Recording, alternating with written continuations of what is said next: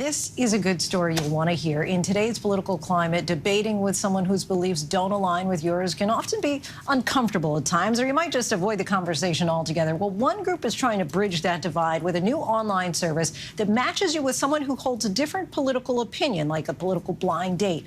Our Mary Alice Parks has this story.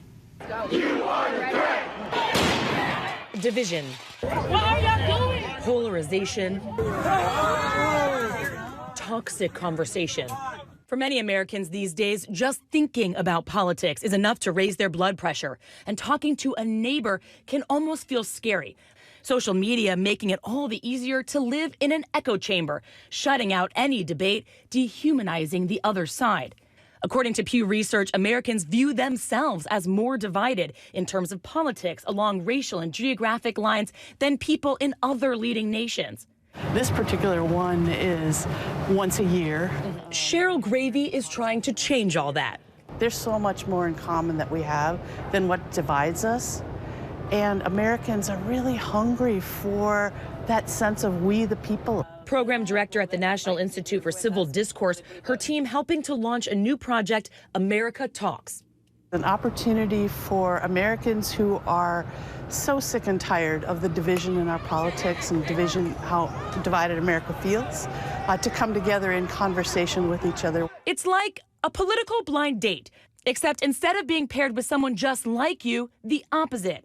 Volunteers log in over Zoom and talk to a stranger, purposefully someone with very different political beliefs. There's a venue where you could actually have a civilized conversation and present your views. Be open to having your views changed. A self-described libertarian, Brian tells us he has worked in coal mines and was eager for the chance to hear from someone different from himself without any filter. I felt fantastic. I knew that they were going to put me up against somebody that had diametrically opposed views than I did. I was very surprised that he and I had such similar views. Riley Sadler participated in her first talk with the group this week. They said not to prepare anything. You don't have to bring anything to the call. Just bring yourself and just be prepared to talk. Even as a young college sophomore, she's been working on campus to try to bridge the political divide, helping to run a group that sponsors debates and conversations. She met with us near her dorm a few days before her call. Are you nervous? I am a little nervous just because, you do take that survey and then you kind of go a little bit deep into what you actually believe, and you're like, all right, someone complete opposite, and you have to sit and talk to them. So we shall see. She tells us she's keeping an open mind and that the hardest part might be the soul searching required to explain why she believes what she does. But she believes in the group's mission.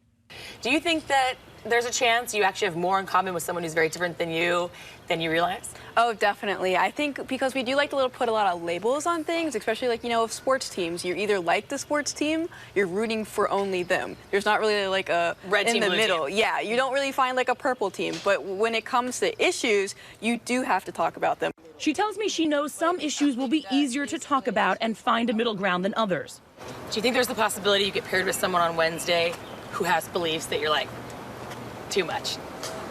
A bridge too far. It could be, but I also think that's a really good learning experience and also a really good story to tell.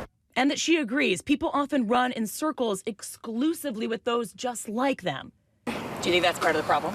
Definitely, yeah. It's really hard to talk to people, especially when stuff makes you uncomfortable, but I think the hard part is being uncomfortable in order to find those solutions. Then it's time for her to log on for that big meeting.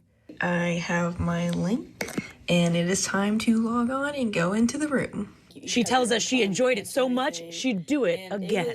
It was really respectful, but also it made me feel open to express all of my opinions. A hopeful sign that there is still potential for Americans to talk it out.